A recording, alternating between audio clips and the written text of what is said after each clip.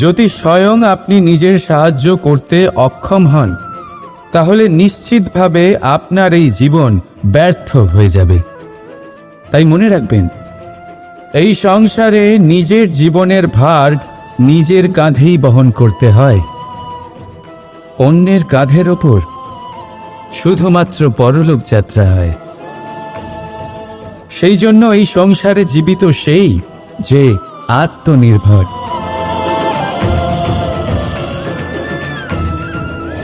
আজ আপনাকে একটা গল্প শোনাচ্ছি। একদিন এক ব্যক্তি নিজের দ্বারে লিখে দিলেন, আজ আমি ভীষণ দুঃখী, আজ আমার সাথে কেউ দেখা করতে আসবেন না। কিছুক্ষণ পরে তার এক বন্ধু এলো, সেই লেখা পড়ল, তাও গিয়ে তার সাথে দেখা করল। সে বলল, আমি লেখাপড়া জানি না, কিন্তু আমার বন্ধুর মনের এই বেদনা, এটা আমাকে সবসময় ডাক দেয়। এরাই হলো আসল বন্ধু। কোনো কারণে আপনি যদি দুঃখ পান, কোনো সমস্যার সমাধান না বের করতে পারেন, এই সংসার থেকে আলাদা হয়ে যেতে চান, তাও এই বন্ধু আপনার সাথেই থাকবে। সমস্যার সমাধান না দিতে পারলেও আপনার সম্বল হয়ে অবশ্যই থাকবে। হয়তো আপনার দুঃখ কম করতে পারবে না, কিন্তু আশার আলো অবশ্যই দেখাবে। যখন আপনি সংসারের থেকে আলাদা হয়ে যান, তখনও আপনার সাথে যুক্ত থাকে আপনার এই বন্ধু, আসল বন্ধু। এবারে আমরা মানুষেরা বড়ই বিচিত্র। তারা সব সময় যে কোনো জিনিসের মাহাত্ম্য দুবার বুঝতে পারে। এক, তা পাওয়ার আগে। দুই, তা হারাবার পরে। এবারে ঠিক এরকমই আমাদের বন্ধুরাও হয়। যদি আজ আপনার বন্ধুরা আপনার সাথে থাকে, তাদের প্রতি কৃতজ্ঞ থাকুন, তাদের প্রসন্ন রাখুন, তাদের মাহাত্ম্য বুঝুন। কারণ একবার আপনি এদের হারালে অনুতাপ করলেও আর এদের ফেরত পাবেন না। তাই ভালোবাসুন, বন্ধুত্ব বজায় রাখুন, আর আমার সাথে প্রসন্ন হয়ে বলুন, রাধা রাধা। বেশিরভাগ মানুষ কথা বলে থাকেন যে সময় অত্যন্ত বলশালী, সময় হলো খুবই শক্তিশালী। সময়কে চোখে দেখা যায় না, কিন্তু আমাদের সমস্ত কিছু দেখিয়ে দিয়ে যায়। তাই এই সময়কে কিছুটা ভয় পাওয়া প্রয়োজন। চলুন, প্রত্যেকের ভাবনা আলাদা, প্রত্যেকের মানসিকতার পিছনে নিজস্ব অভিজ্ঞতা রয়েছে, তাকে আমি সম্মান করি। আর কোথাও না কোথাও এই কথাটা সত্যি। কিন্তু যে ব্যক্তি নিজের জীবনে বিকাশ ঘটাতে চান, তিনি যতই এই সময়কে ভয় পান না কেন, তাকে এই সময়কে বুঝতে চেষ্টা করতেই হবে। যদি আপনি সাফল্যের পথে অগ্রসর হতে চান, তাহলে এই সময়কে বুঝুন, এর কথা বোঝার চেষ্টা করুন। এটা খুব আবশ্যক। দেখুন, আমরা সবাই জানি সময় আমাদের কাল, একদিন না একদিন সময় আমাদের অবশ্যই গ্রাস করবে। ততদিন এই সময়কে সম্মান করতে শিখুন। এটা কতটা শক্তিশালী সেটা বুঝতে চেষ্টা করুন, আর সময়ের সাথে তালে তাল মিলিয়ে চলতে চেষ্টা করুন। সময় নিজে থেকেই শুভ হয়ে উঠবে। আসুন আমার সাথে ভালোবেসে বলুন, রাধা রাধা। জন্ম এবং মৃত্যু, এই দুই হলো মানুষের জীবনের সবথেকে গুরুত্বপূর্ণ দুই মুহূর্ত। মানুষ যখন জন্ম নেয়, তখন তার কাছে এই সংসার জন্মগ্রহণ করে, এবং এই সংসারে যে জ্ঞান আছে, পুণ্য আছে, পাপ আছে, উচিত অনুচিত আছে, সেই সব কিছু সে জানতে পারে। এবার যেই মুহূর্তে তার মৃত্যু হয়, তার কাছে এই সব কিছুরই মৃত্যু হয়ে যায়। এবার মানুষের যখন জন্ম হয়, এই শুভ দিনের প্রসন্নতার কারণে মিষ্টি বিতরণ করা হয়, উপহার বিতরণ করা হয়, সবাই তা গ্রহণ করেন। এবার মানুষ যখন মৃত্যু লাভ করেন, তখনও শ্রাদ্ধের কাজের সময়ও নানান মিষ্টি বিতরণ করা হয়, সবাই সেটাও গ্রহণ করেন। এবার এই মিষ্টি দ্বারা আমরা জীবনে মিষ্টি মুখ করি, কিন্তু আমাদের জীবনের সবথেকে গুরুত্বপূর্ণ এই মুহূর্ত, এই দুই দিনেই আমরা এটা গ্রহণ করতে পারি না। কখন গ্রহণ করতে পারি? যখন উচিত সময় আসে। আর উচিত সময় কখন আসে? জন্মদিন এবং মৃত্যুদিন, এই দুইয়ের মাঝের মুহূর্ত, জীবনকাল। এই জীবনকালেই আপনি মিষ্টি খেতে পারেন, সুস্বাদু ব্যঞ্জন খেতে পারেন, শ্রেষ্ঠ কর্ম করতে পারেন, পুণ্য করতে পারেন, এই সংসারকে প্রেরিত করতে পারেন। তাই এই জীবনকালকে ব্যর্থ হতে দেবেন না। এই সময় অত্যন্ত শ্রেষ্ঠ কর্ম করুন, মহান হয়ে উঠুন, আর আমার সাথে ভালোবেসে বলুন, রাধা রাধা। প্রেম অত্যন্ত পবিত্র অনুভূতি, শুদ্ধ অনুভূতি। কোনো অশুভ মানুষের হৃদয় পরিবর্তন করার ক্ষমতা রাখে, তাদের মনেও করুণা জাগ্রত করার ক্ষমতা রাখে। কিন্তু কিছু মানুষ এমন আছেন, কিছু পরিস্থিতি, কিছু মুহূর্ত এমন আসে যখন প্রেমে শান্ত থাকা যায় না। ভালোবেসে কিছু বোঝানোর জন্য আমি যুদ্ধ থেকে পালিয়েছিলাম। আমাকে যুদ্ধবিমুখ বলা হয়েছিল, কিন্তু তখনও যখন জরাসন্ধ বুঝতে পারল না, তখন ওকে দুটুকরো করে সমাপ্ত করতে হলো। প্রেমপূর্বক মৈত্রীর প্রস্তাব নিয়ে আমি হস্তিনাপুরে গিয়েছিলাম, কিন্তু যখন দুর্যোধনের অশুভ বুদ্ধি এটা বুঝতে পারল না, তখন আমাকে মহাভারত রচনা করতে হলো। ভালোবেসে এই সংসারের জন্য আমি বাঁশি বাজাই। কিন্তু এমন কিছু মানুষ আছেন যারা প্রেমের ভাষা বুঝতে পারেন না। তাদের হাত থেকে এই সংসারে যে ভালোবাসা আছে তাকে রক্ষা করার জন্য আমাকে হাতে সুদর্শন চক্র তুলে নিতে হলো। এই সংসারে ভালোবাসা গুরুত্বপূর্ণ। এই সংসারকে যদি ভালোবাসা দিয়ে ভরিয়ে তুলতে পারেন, এই সংসার একটু বেশি সুন্দর হয়ে উঠবে, চারিদিকে প্রসন্নতা ছেয়ে যাবে। কিন্তু যখন এমন একটা সময় আসে যখন ভালোবাসা সংকটে পড়ে যায় আর তাকে রক্ষা করা অনিবার্য হয়ে পড়ে, তাহলে যদি তার জন্য কঠোর হতে হয় সেটা হন। যদি হাতে অস্ত্র তুলে নিতে হয় তা তুলে নিন। এই ভালোবাসাকে সুরক্ষিত রাখা প্রয়োজনীয়। আসুন আমার সাথে ভালোবেসে বলুন, রাধা রাধা। মানুষের জীবনে দুটি বড় মাপের সম্বল আছে। প্রথম হলো আশা। আশা, যেটা আমাদের সামনে পথ চলার প্রেরণা যোগায়। আশা যা আমাদের শক্তি প্রদান করে, সাহস যোগায়, আমাদের এটা বোঝায় যে এখন অনেক কিছু শুভ হওয়া বাকি আছে, ভয় পেও না। আর দ্বিতীয় হলো বিশ্বাস। জীবনে যখনই আমরা কাউকে বিশ্বাস করি তখন একটা বিশেষ মাপের শক্তি অনুভব করি। কখনো কখনো এই আশা হতাশায় পরিবর্তিত হয়ে যায়, আর বিশ্বাসঘাতকতায় পরিবর্তিত হয়। তখন কি করা যায়? তখন কি আপনি এটা বলবেন যে আশা করা অনুচিত, বিশ্বাসের অস্তিত্ব নেই? না, এটা কখনোই অনুচিত নয়। আপনি যদি কাউকে বিশ্বাস করেন আর সেই বিশ্বাস যদি সেই ব্যক্তি ভঙ্গ করে, তাহলেও এটা আপনার দোষ, কারণ আপনি সিদ্ধান্ত নিয়েছিলেন যে আপনি সেই ব্যক্তির ওপর বিশ্বাস করবেন। আপনার সিদ্ধান্তে দোষ ছিল, আপনার ভাগ্যে নয়। কিন্তু ধরুন এমন একটা পরিস্থিতি এলো, তখন কি করা উচিত? আশা করুন তাদের থেকে যারা আপনার থেকে বড়, আর বিশ্বাস করুন তাদের যারা আপনার সমতুল্য। আশা করতে হলে ঈশ্বরের কাছে করুন যে আমি জীবনে যা কিছুই করছি, যে কর্ম করছি, যাকে বিশ্বাস করছি, তারা আমার সাথে যেন কোনো অনুচিত না করেন। আমি শুধু এটাই আশা করব।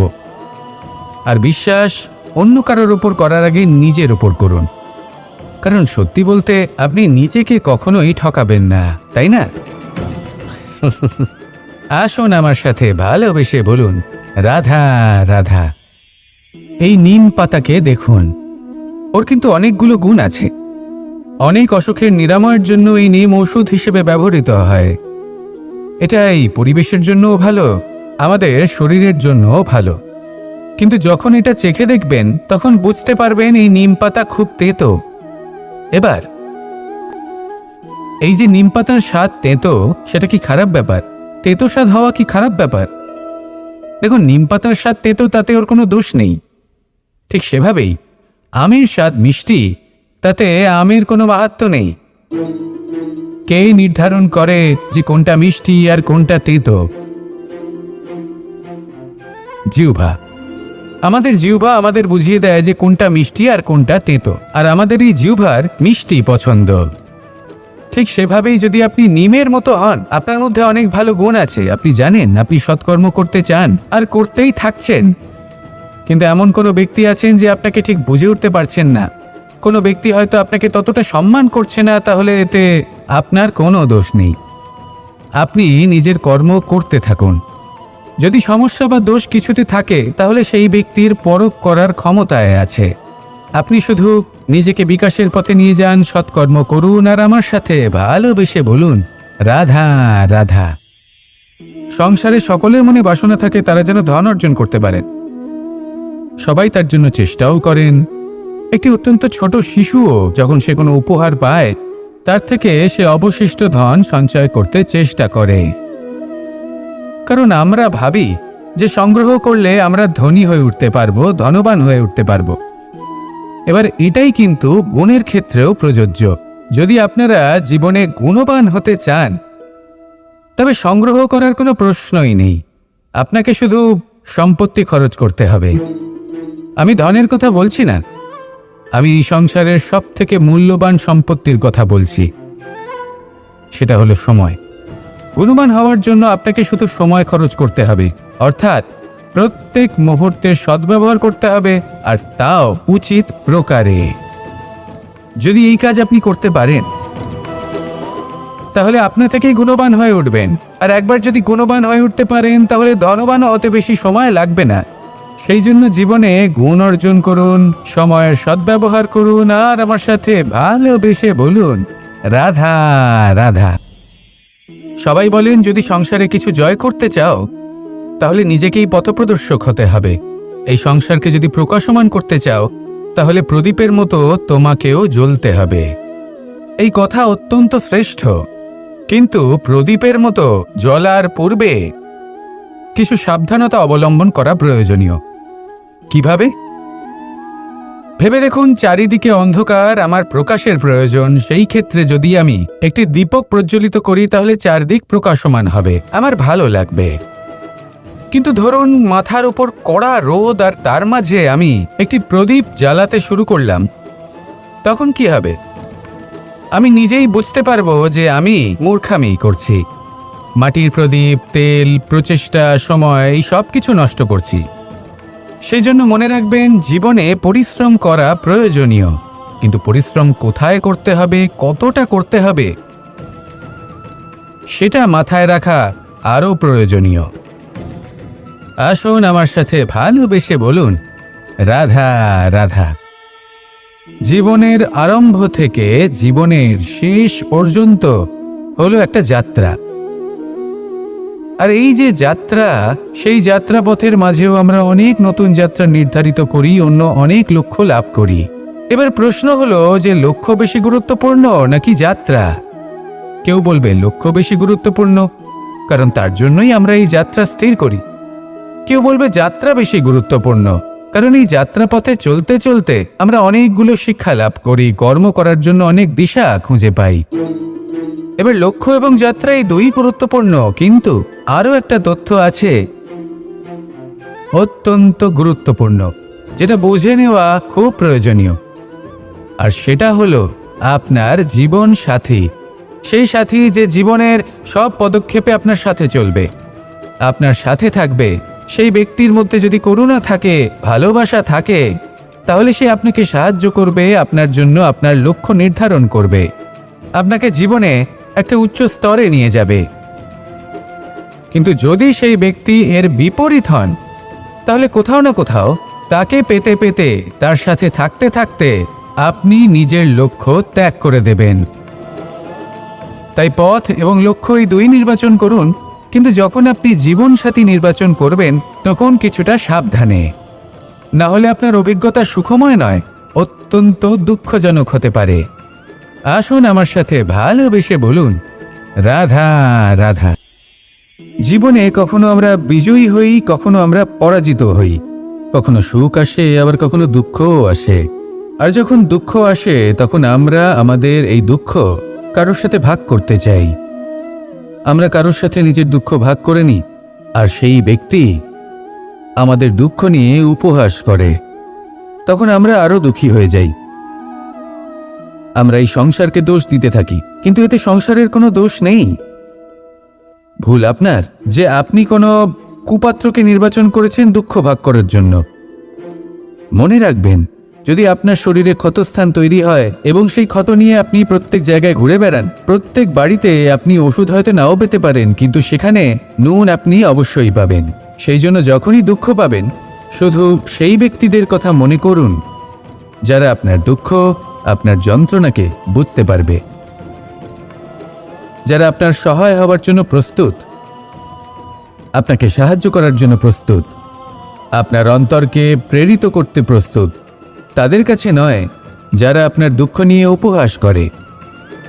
আসুন আর আমার সাথে ভালোবেসে বলুন, রাধা রাধা। প্রত্যেক মানুষ সাফল্যের শিখরে পৌঁছতে চান, প্রত্যেকেই তার জন্য চেষ্টা করেন, প্রত্যেকেই এটা চান যে নিজের নিজের ক্ষেত্রে আমি সর্বোচ্চ শিখরে পৌঁছব। এবার সবসময় আমাদের প্রতিভা পূর্ণরূপে আমাদের সহায়ক হতে পারে না। কখনো কখনো আমরা সেই কাজ একা করতে পারি না, কখনো কখনো আমাদের সাহায্যের প্রয়োজন পড়ে। আর ঠিক এমন সময় বেশিরভাগ মানুষ ভুল করে ফেলেন। আর ভুল হলো এটাই যে কিছু ব্যক্তি এতটাই তাড়াতাড়ি সাফল্যের শিখরে পৌঁছতে চান যে কারোর হাত ধরে পরবর্তী সিঁড়িতে ওঠার বদলে তিনি কারোর পা ধরে ওপরে যাওয়াটাই শ্রেয় বলে মনে করেন। এবার সাফল্য দুজনেই লাভ করেন, কিন্তু কাহিনীর এখানে সূত্রপাত ঘটে। যে ব্যক্তি কারোর হাত ধরে ওপরে পৌঁছন সে অন্যের জন্য নিজের হাতটা বাড়িয়ে দেন, তাকে সাহায্য করেন, তাকে প্রেরণা প্রদান করেন। নতুন সম্পর্ক তৈরি হয়, বন্ধুত্বের বৃদ্ধি ঘটে এবং এই শ্রেষ্ঠ সম্পর্কগুলির সাথে উনি শ্রেষ্ঠ জীবন যাপন করেন। অন্যদিকে সেই ব্যক্তি যে কারোর পা ধরে সাফল্য অর্জন করেছিলেন সেই ব্যক্তি শুধু একজন দাস হয়ে থেকে যান, শুধু তাকে দেওয়া সমস্ত আদেশ পালন করেন তিনি। তার নিজের কোনো ব্যক্তিত্ব গড়ে ওঠে না। সেই জন্য আপনি যখনই সাফল্যের পথে অগ্রসর হচ্ছেন তখন পথ নির্বাচন সঠিকভাবে করুন, কারণ সাফল্যের ঊর্ধ্বেও একটি অন্য জীবন আছে। আসুন আমার সাথে ভালোবেসে বলুন, রাধা রাধা। সকলের মন আনন্দে ভরিয়ে তোলে কোকিলের মধুর স্বর, কিন্তু এই মধুর স্বর আমরা বর্ষাকালে শুনতে পাই না কেন? তার কারণ কিন্তু এটা নয় যে বর্ষাকালে কোকিল অসুস্থ থাকে, তা নয়। কোকিল সিদ্ধান্ত নেয় নীরব থাকার, কিন্তু এই সিদ্ধান্ত কেন নেয়? তার কারণ হলো ব্যাঙ। বর্ষার ঋতুতে অনেক ছোট ছোট স্থানে জল জমে, আর সেই কারণে অনেক ব্যাঙের জন্ম হয়। এবার ওই ব্যাঙগুলোর ধ্বনি এতটাই প্রবল হয় যে তাদের মাঝে এই কোকিল যতই মধুর সুরে ডাকুক না কেন তার স্বর আমাদের কানে পৌঁছবে না। সেই জন্য ও সিদ্ধান্ত নেয় চুপ থাকার। আর এটাই হলো আমাদের জীবনের শিক্ষণীয় বিষয়। আপনি যদি এমন কোথাও থাকেন যেখানে আপনার আশেপাশে মূর্খ মানুষ আছেন, তাহলে সেখানে চুপ করে থাকাই হলো সবথেকে শ্রেষ্ঠ সিদ্ধান্ত। কারণ ওই মূর্খদের চিৎকারের সামনে কেউ আপনার জ্ঞানের কথা বুঝতেই পারবে না। সেই জন্য সেখানে চুপ করে থাকুন। পরবর্তীতে গিয়ে যেমন এই ব্যাঙের ডাক এটা শান্ত হবে আর তারপর থেমে যাবে, ঠিক তেমন মূর্খদের সময় একটা নির্দিষ্ট কালের পর গত হয়, আর তারপরে আসে বিবেকবানদের সময়, আপনার সময়। শুধু ধৈর্য ধরুন। আসুন আর আমার সাথে ভালোবেসে বলুন, রাধা রাধা। মস্তিষ্কের মেধা প্রত্যেক মানুষের কাছেই আছে। এর বর্গীকরণ করা সম্ভব তিনটি স্তরে: নিম্ন, মধ্য এবং উচ্চ। এবার সেই ব্যক্তি যার মস্তিষ্ক মেধা নিম্ন স্তরের, তিনি কোন বিষয়ে কথা বলেন, কোন বিষয়ে আলোচনা করেন, কি কি সেই বিষয় যা নিয়ে এনারা ভাবেন? লেনদেন, লাভ ক্ষতি, সম্পর্ক ভাঙা গড়া, জীবনের এই ছোট ছোট বিষয়গুলি। এর ঊর্ধ্বে এনাদের কথা এবং ভাবনা যায়ই না। এবার যে ব্যক্তি এমন হন যার মস্তিষ্ক মেধা মধ্যস্তরের, সেই ব্যক্তি কি করেন, কোন বিষয়ে কথা বলেন? জীবনের ঘটনাগুলির বিষয়ে কথা বলেন। কি হয়েছিল, কিভাবে হয়েছিল, কিভাবে সেটা আরো বেশি শ্রেষ্ঠ করে তোলা সম্ভব। আর সেই ব্যক্তি যাদের মস্তিষ্ক মেধা উচ্চ স্তরে থাকে, তারা কি নিয়ে ভাবেন, তারা কি নিয়ে আলোচনা করতে থাকেন? তিনি ভাবেন যে কিভাবে নিজের চিন্তা ভাবনা আরো বেশি শ্রেষ্ঠ করে তোলা সম্ভব। তিনি ভাবেন যে কিভাবে আমরা নিজেদের অপগুণগুলিকে দূর করে দিতে পারি, কারণ সেটা করতে পারলে জীবন আপনা থেকেই শ্রেষ্ঠ হয়ে উঠবে। মস্তিষ্ক মেধা আমাদের সবার কাছে আছে। এবার আমাদের এটা বেছে নিতে হবে যে কোন স্তরটা আমরা আপন করতে চাই। যদি আজকের এই মুহূর্তে আপনি নিম্ন স্তরেও থাকেন তাহলে তা মেনে নিন, চিন্তার কোনো বিষয় নেই। এখনো চাইলে আপনি উচ্চ স্তরে পৌঁছতেই পারেন। সেটাই বেছে নিন, জীবন শ্রেষ্ঠ করে তুলুন আর আমার সাথে ভালোবেসে বলুন রাধা রাধা। অত্যন্ত শ্রেষ্ঠ একটা কথা আছে, যদি একটা দরজা বন্ধ হয় তাহলে ঈশ্বর নিজে আমাদের জন্য আরেকটা দরজা খুলে দেন। কিন্তু কিছু মানুষ আছেন যারা এটা ভাবেন যে আমার সাথে তো এরকম হলোই না, আমাদের জন্য তো কোনো নতুন দরজা খুলল না, কোনো নতুন পথ আমরা খুঁজে পেলাম না। সেই বিষয়ে আমরা চিন্তা করি, দুঃখ পাই যে এরকম কেন হলো। কখনো কখনো নতুন দরজা উন্মুক্ত হয়, কিন্তু পুরনো যে বন্ধ দরজা আছে তার সামনেই আমরা দুঃখী হয়ে বসে থাকি, আর এমন ভাবে বসে থাকি যে নতুন দরজার দিকে আমাদের চোখই যায় না। কখনো কখনো ঈশ্বর জেনে শুনেই আমাদের জন্য নতুন দরজা, নতুন পথ উন্মুক্ত করেন না, কারণ তিনি চান যে আমরা যেন পরিশ্রম করি, কর্ম করি, নিজেকে আরও বেশি শ্রেষ্ঠ করে তুলি, সক্ষম হই, আর নিজের পথ আমরা নিজেই খুঁজে নিই। কখনো কখনো এমনও হয় যে ঈশ্বর চান যে আমরা যেন সেই পথে চলতে শুরু করে দিই। ভবিষ্যতে গিয়ে ঈশ্বর আমাদের সবকিছুই প্রদান করেন। মনে রাখবেন, যে ব্যক্তি নিজের বাড়িতে এসে নিজের দুঃখ নিয়ে বিলাপ করতে থাকেন, সুখ তার দরজায় পৌঁছে গিয়েও বন্ধ দরজা দেখে ফিরে চলে যায়। তাই দুঃখ আমাদের সকলের জীবনে আছে, কিন্তু সেই দুঃখকে আঁকড়ে ধরে বসে থাকবেন না, তাহলে আপনি আসন্ন সুখও ভোগ করতে পারবেন না। আসুন আমার সাথে ভালোবেসে বলুন রাধা রাধা। এই সংসারের প্রত্যেক মানুষ কোনো না কোনো স্থানে অবশ্যই যান, অনেক অনেক স্থানে তাদের যেতে হয়। এবার এমন কিছু মানুষ আছেন যারা সেই স্থানে হয়তো কখনোই যাননি। উদাহরণ হিসেবে বলবো, কিছু মানুষ আছেন যারা মন্দিরে যান, চিকিৎসালয়ে যান, কিছু মানুষ কারোর বিবাহ উৎসবে যান, আবার কিছু মানুষ আছেন যারা নাস্তিক হন এবং কখনোই মন্দিরে যান না। কিছু মানুষ অসুস্থ হন না, তাই চিকিৎসালয়ে যেতে হয় না। এমনও কিছু মানুষ থাকেন যারা সামাজিক উৎসব থেকে দূরে থাকাটাই পছন্দ করেন। যে কোনো মানুষ হোক, যা কিছুই তার চয়ন হোক না কেন, প্রত্যেক মানুষকে একটি স্থানে অবশ্যই যেতে হয়। এমন একটি স্থান আছে, সেই স্থানের নাম হলো মৃত্যুদ্বার। এবার এটা আবশ্যক নয় যে ঠিক মৃত্যুর পরেই আপনি মৃত্যুদ্বারে পৌঁছে যাবেন। এমন অনেক মানুষ আছেন যারা মৃত্যুর পূর্বেই মৃত্যুদ্বারে পৌঁছে ফিরে এসেছেন, আর তারা অনুভব করেছেন যে এই সংসারের সময় চক্রের সম্মুখে তাদের অস্তিত্ব কতটা ক্ষীণ। ওনারা এই কথা বুঝে গেছেন।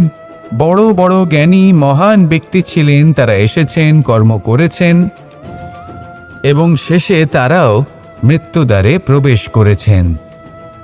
অবশেষে তারাও পঞ্চমহাভূতের সাথে মিলিত হয়েছেন। তাহলে আপনার কিসের এত অহংকার? এই জীবনে কেউ অমর নন। জীবনে কতদিন আমরা বাঁচব এটাও আমরা জানি না। তাই এই জীবন যাপন করুন।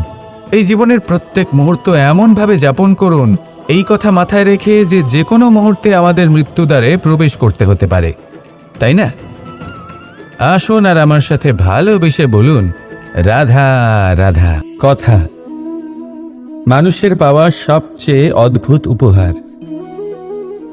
এই কথাই মানুষকে এই সংসারের সমস্ত প্রাণীর থেকে ভিন্ন করে তোলে, সংসারের সবচেয়ে উপরে নিয়ে যায়। এই কথার কারণেই আমরা একে অপরের সাথে ভাব আদান প্রদান করি। আমি আমার মনের ভাবনা অন্য কাউকে ব্যক্ত করতে পারি, অন্য কেউ তাদের ভাবনা আমাকে ব্যক্ত করতে পারে। এই কথাই আমাদের সবচেয়ে বড় ঢাল। এবারে দেখুন, আপনি নিশ্চয়ই লক্ষ্য করেছেন, কারোর কথা মধুর হলে লোকে তাকে ভালোবাসে, তাকে নিজের বন্ধু বানায়। সেইভাবেই যদি কারোর কথা কঠোর হয় তাহলে লোকে তাকে ঘৃণা করে, তাকে নিজের শত্রু মনে করে। এই কথাই ভাষা হয়ে আমাদের ইতিহাস রচনা করে। তবে আমরা কি সত্যি বাণীর বিষয়ে অতটাই ভাবি যতটা আমাদের ভাবা উচিত? ভেবে দেখুন, মানুষের কথা বলতে শিখতে কত সময় লাগে। কোনো বালক 1.5 বছর বয়সে কথা বলতে শেখে, কেউ 2 বছরে, কেউ 3। এবার দেখুন, মানুষ 1.5 বছর বয়সে কথা বলতে শিখে গেলেও তার কি বলা উচিত এটা সারা জীবনেও শিখতে পারে না। এর উপরে মনোনিবেশ করুন, এটা বোঝবার চেষ্টা করুন কি বলা উচিত। নিজের কথা শুদ্ধ করুন, নিজের কথা মধুর করুন, আর সেই মধুরতার সাথে আমার সঙ্গে বলুন, রাধা রাধা। সময়, কথায় বলে সময়ের পূর্বে কিছুই হয় না। প্রতিটা ঘটনার একটা সময় থাকে। সময়ের আগে না সূর্যোদয় হয় আর না সূর্যাস্ত হয়। সময়ের পূর্বে গাছে না ফুল ফোটে না ফল ধরে। কিন্তু একটা কথা ভেবে দেখুন, যদি বর্ষা আসার আগে কৃষক ভূমিকে না প্রস্তুত করে, বীজ রোপণ না করে, তাহলে কি ফসল ফলবে? যদি কোনো যোদ্ধা যুদ্ধের পূর্বে নিজের অস্ত্রে ধার না দেয়, তাহলে সে যুদ্ধ কি করে লড়বে? এর মানে এটাই হলো যে সময় আপনার যখন আসার তখন অবশ্যই আসবে, কিন্তু ততক্ষণ এটাও গুরুত্বপূর্ণ যে আপনি নিজেকে তার জন্য তৈরি রাখুন। কারণ এই সুযোগ, এই কথাটা শুনতে যত ছোট, এটা আসেও ততটা কম সময়ের জন্য, তারপর চলেও যায়। এবার যদি সুযোগ আপনার হাতে আসে আর আপনি তার জন্য তৈরি না থাকেন, তাহলে আপনি সাফল্য কি করে পাবেন? তাই আপনি সঠিক সময়ের জন্য অপেক্ষা করুন, সেই সুযোগের জন্য অপেক্ষা করুন, কিন্তু ততক্ষণ নিজের চেষ্টার দ্বারা নিজেকে আরো সক্ষম করে তুলুন। কারণ সাফল্য আপনার জন্য অপেক্ষা করছে, শুধু আপনি তার জন্য তৈরি থাকুন। রাধা রাধা। আমাদের মধ্যে বহু মানুষ মাঝে মাঝে নিজেকে অকর্মণ্য মনে করি, ভেবে নিই যে এত চেষ্টা করার পরেও কিছুই পেলাম না, আর হয়তো পরেও কিছুই পাব না। আর সেই জন্য নিজের জীবনের সমস্ত বোঝা অন্য কারোর কাঁধে চাপিয়ে দিই, নিজের ওপরে বিশ্বাস হারিয়ে ফেলি। কেন বুঝতে পারেন না এই কথাটা? যে যতক্ষণ না পায়ে কোনো কাঁটা ফুটবে, ব্যক্তি কি করে বুঝতে পারবে যে এরপর থেকে নিচে তাকিয়ে চলতে হবে? সূর্যকে নিজে জ্বলতে হয় যাতে বাকিদের প্রকাশ দিতে পারে সে। রাতের অন্ধকারের সাথে লড়াই করার জন্য চন্দ্রিমাকে আকাশে একা উজ্জ্বল হতে হয়। নদী নিজের যাত্রা কি করে করে, নিজের পথ কি করে নির্মাণ করে? সে পাথরের সাথে লড়াই করে তা বানায়। যদি স্বয়ং আপনি নিজের সাহায্য করতে অক্ষম হন, তাহলে নিশ্চিতভাবে আপনার এই জীবন ব্যর্থ হয়ে যাবে। তাই মনে রাখবেন, এই সংসারে নিজের জীবনের ভার নিজের কাঁধেই বহন করতে হয়। অন্যের কাঁধের ওপর শুধুমাত্র পরলোক যাত্রা হয়। সেই জন্য এই সংসারে জীবিত সেই যে আত্মনির্ভর।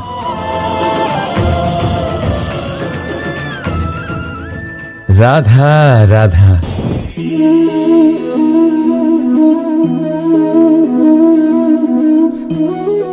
এই জল দেখতে পাচ্ছেন আপনি? এটা খোলা জল, এতে ময়লা মিশে আছে। কিন্তু যদি আপনি এটা কিছুক্ষণ এমনি ফেলে রাখেন, তাহলে দেখবেন এই ময়লা আপনা থেকেই নিচে থিতিয়ে পড়বে।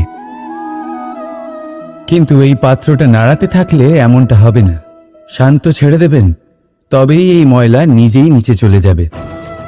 ঠিক সেইভাবেই যখন আমাদের জীবনে কোনো সমস্যা আসে, কোনো অশান্তির সৃষ্টি হয়, তখন উত্তেজিত হয়ে পড়লে, নিজের সংযম হারিয়ে ফেললে আমরা আর সমাধান পাব না। শান্ত থাকলে তখনই সমস্যার সমাধান পাব। তাই মনে রাখবেন, ধৈর্য আর সংযম দ্বারা শান্ত মনে বিচার করলে যত বড়ই সমস্যা হোক না কেন, তার সমাধান আপনি অবশ্যই পাবেন।